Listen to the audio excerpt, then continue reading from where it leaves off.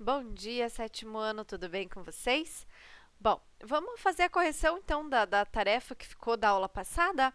Então, era aqui, né, a página 42. Nós fizemos até a letra B, né, do exercício 2. Então, vamos corrigir agora o que eu deixei de tarefa.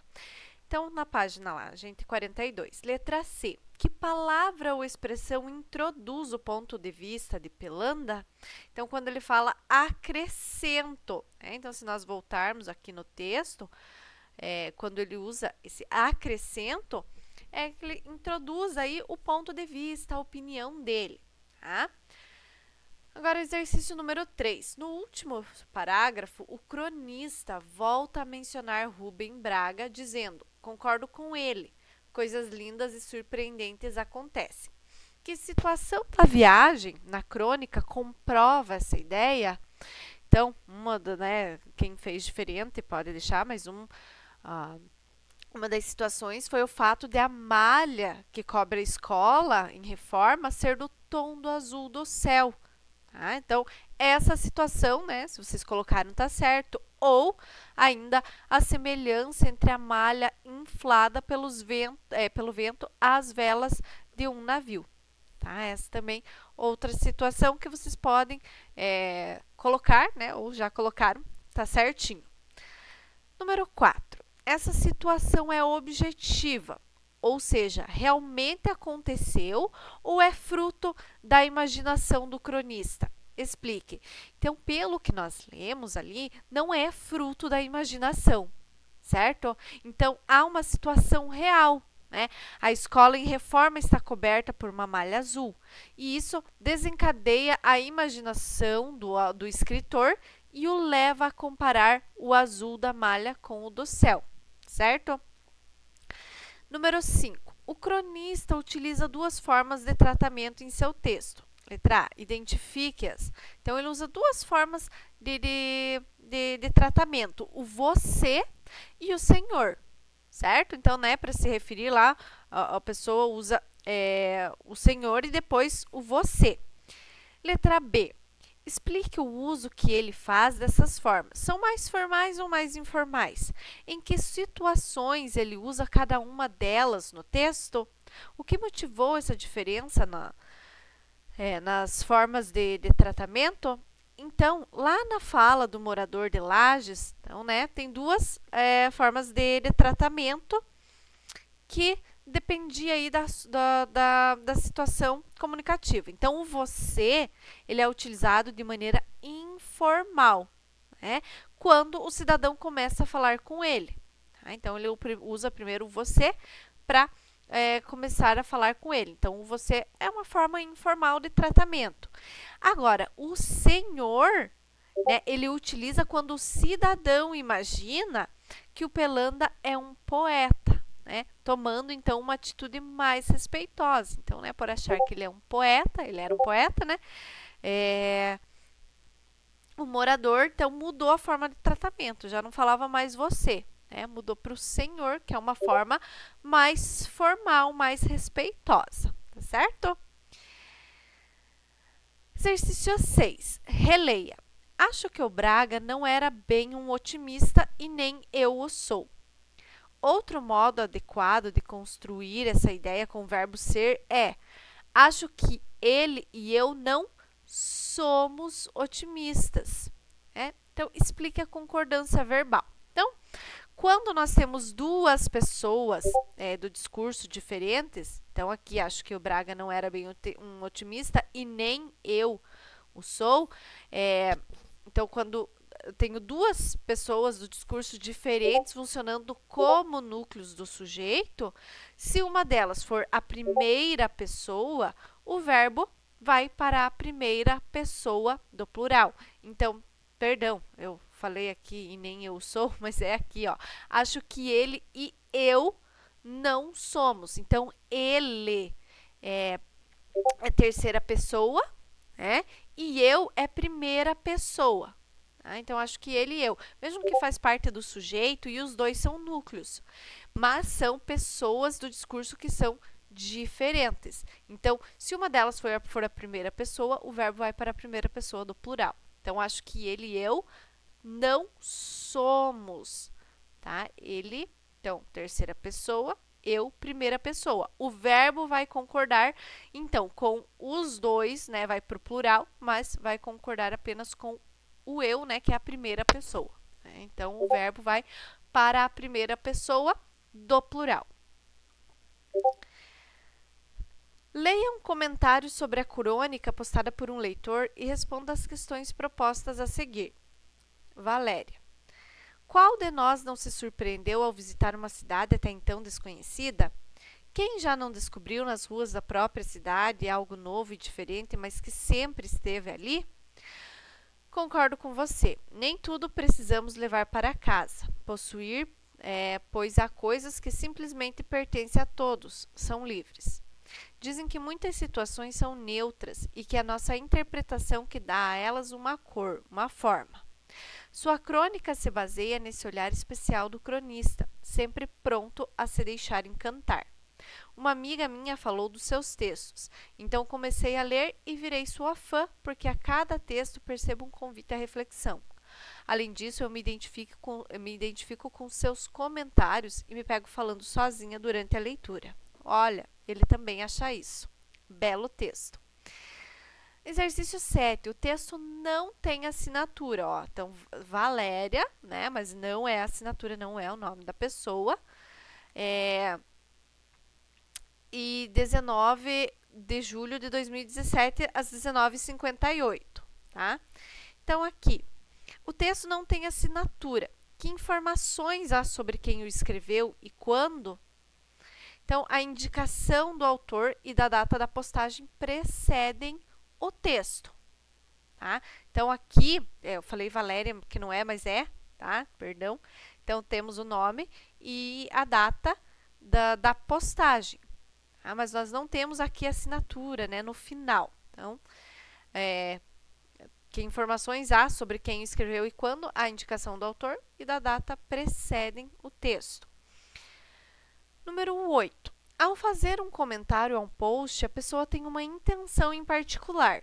Letra A. A quem se dirige o comentário escrito no post? Para quem que essa pessoa a quem essa pessoa está se dirigindo? Ao autor do blog. Né? Letra B. Assinale a afirmação, as afirmações corretas sobre os leitores do texto. O texto destina-se ao cronista. Verdadeiro, né? Ela está falando como se ela estivesse falando com o cronista. Então, dirige-se sim a ele. Né?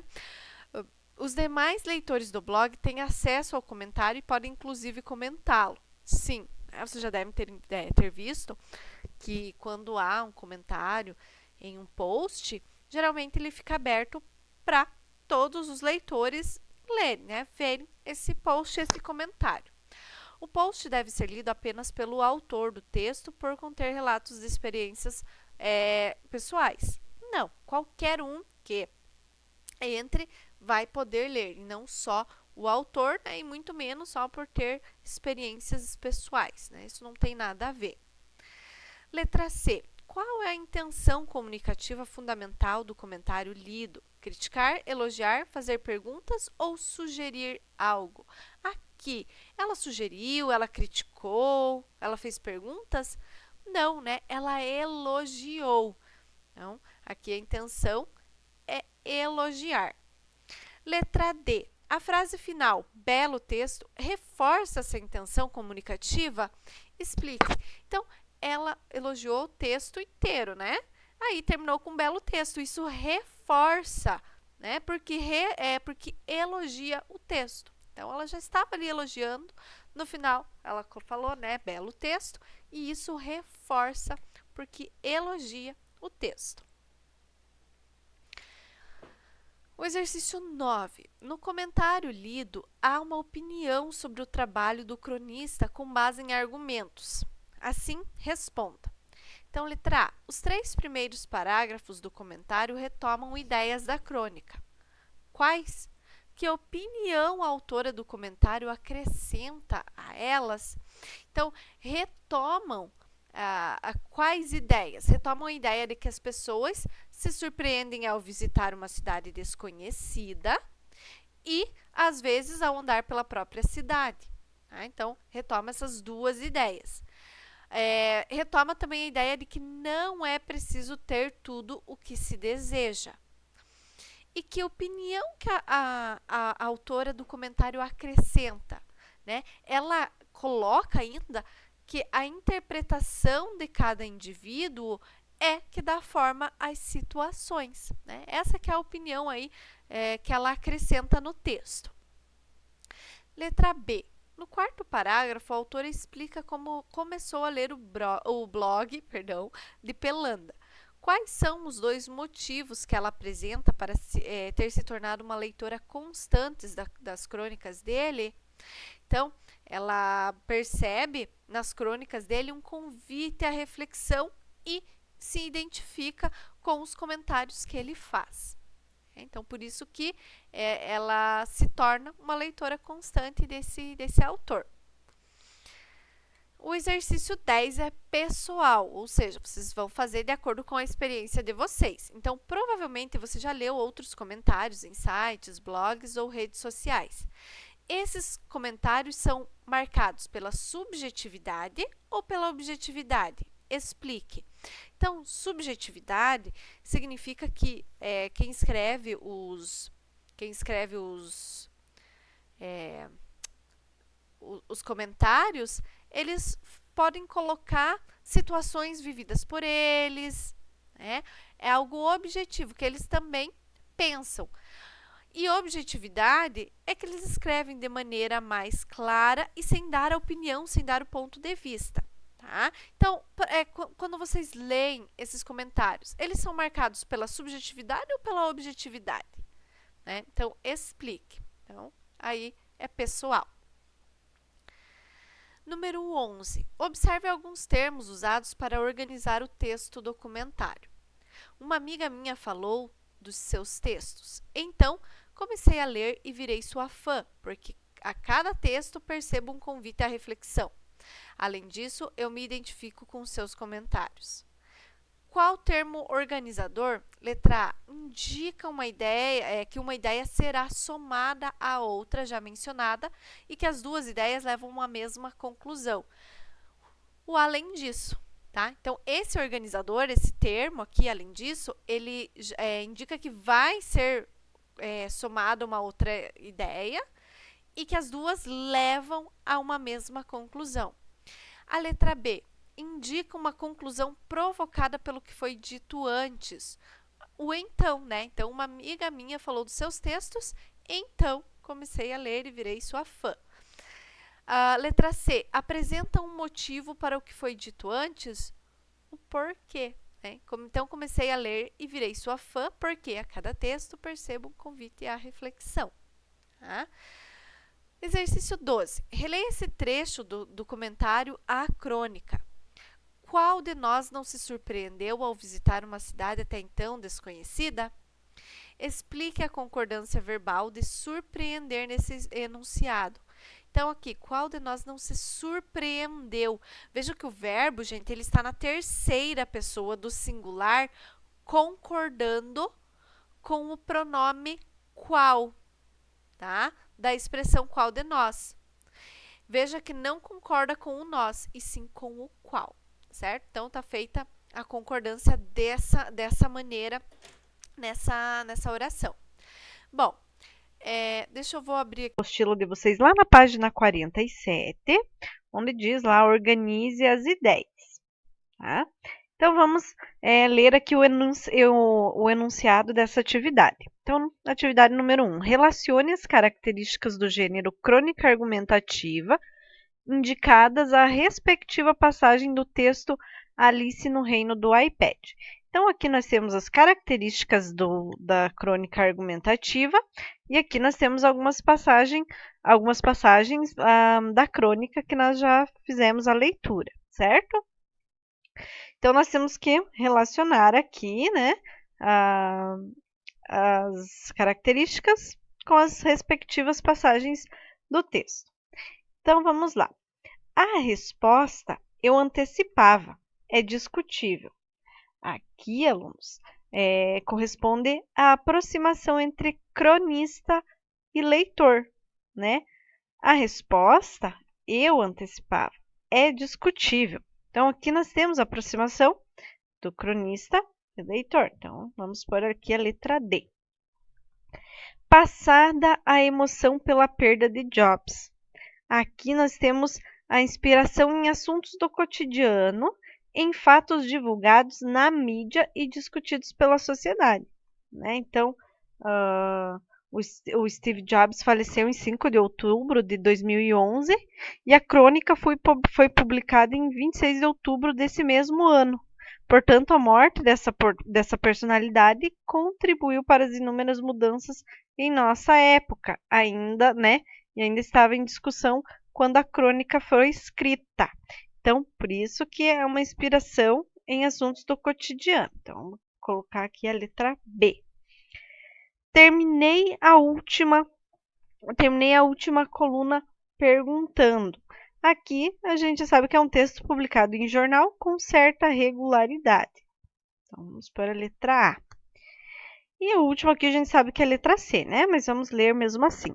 Mas a cultura artística e literária é indispensável para fazer avançar a humanidade. Que se é uma crônica argumentativa, discute uma ideia, né? Apresenta uma opinião a ser defendida. Então, aqui ele mostra a opinião, certo? Bom, então vamos aqui para o exercício número 2. Complete os quadros com os pronomes possessivos e demonstrativos. Eles podem ser consultados e auxiliar em seu estudo. Então, os pronomes possessivos da primeira pessoa. Meu, minha, meus, minhas. Tá? Não coloquei aqui na primeira pessoa, não coloquei aqui no singular, tá? Meus, meus, minha, minhas. Primeira pessoa do plural, nosso, nossa, nossos, nossas, certo? Segunda pessoa do singular, teu, teus, tua, tuas. E segunda pessoa do plural, vosso, vossos, vossa, vossas. Terceira pessoa do singular, seu, seus, sua, suas. E aqui, na terceira pessoa do plural, também é o seu, seus, suas, suas, certo? Fácil, né? Bem fácil. Isso a gente já viu, vocês já sabem. Falou em pronome possessivo, né? São os que indicam posse. E vocês sabem, né? Primeira pessoa, segunda pessoa e terceira pessoa, tanto do singular quanto do plural. E agora os demonstrativos. Os pronomes demonstrativos, esses, essas e isto, eles indicam a localização no tempo presente, certo? Então, quando a gente usa para localizar no tempo presente, a gente usa este, estas e isto. Localização no espaço, perto da pessoa que fala. Então, né, se você está perto da pessoa que você está falando, você aponta para o livro que ela está segurando, por exemplo, você vai falar este livro, ok? Mas se você for usar esses pronomes demonstrativos num texto, a informação que vai ser dada, tá? Então, a informação, por exemplo, o meu problema é este. Eu não quero ir para a escola amanhã, por exemplo. Então, eu usei o pronome demonstrativo antes da minha informação, certo? Então, não esqueça os pronomes demonstrativos. Este, esta e isto. Localização no tempo presente, localização no espaço é perto da pessoa que fala e a localização no texto é a informação será dada, ok? Agora os pronomes demonstrativos, esses, essas e isso, ou esse, essa e isso. Localização no tempo passado ou futuro. Localização no espaço, perto da pessoa com quem se fala, né? Perto da pessoa com quem se fala. E a localização no texto, a informação foi dada. né? Eu não quero ir para a escola. O meu problema é esse. Então, a informação já foi dada, e aí que eu uso o pronome demonstrativo, certo? Aquele, aqueles, aquela, aquelas e aquilo. Localização no tempo passado distante. Aquilo aconteceu há muito tempo, né? Por exemplo. A localização no espaço longe, né? Lembra que eu falei para vocês que quando o objeto, alguma coisa está mais longe, a gente aponta, né? Ah, aquilo, aquele livro, certo? E localização no texto aqui não pede, né? Então, seria esse quadro completo, então. Agora vamos responder a hora de estudo.